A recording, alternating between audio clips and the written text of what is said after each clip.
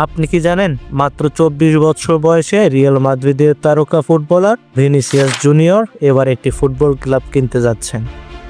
সম্প্রতি পর্তুগালের দ্বিতীয় বিভাগ ফুটবল লিগের একটি ক্লাব কেনার বিষয়ে আলোচনা শুরু করেছেন তিনি।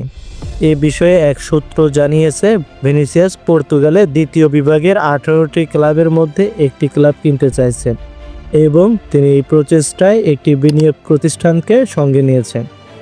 স্প্যানিশ গণমাধ্যম কাদেনা কোফে প্রথমে এই খবরটি প্রকাশ করেছেন। ভিনিসিয়াস 122 কোটি 55 লাখ টাকায় আলভেরকা ক্লাবটি কেনার প্রস্তাব দিয়েছেন।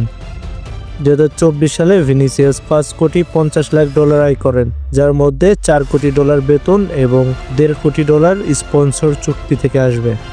এছাড়া এর আগে চেলসির ফুটবলার এনগোলো কন্তে এবং কিলিয়ান এমবাপ্পে যেমন ফুটবল ক্লাব কিনেছিলেন, তেমনি ভিনিসিয়াসও ক্লাব মালিক হয়ে খেলা চালিয়ে যাওয়ার পথ তৈরি করতে চান। ভিনিসিয়াসের এই আইডিয়া সম্পর্কে আপনার মতামত আমাদের কমেন্ট বক্সে জানান।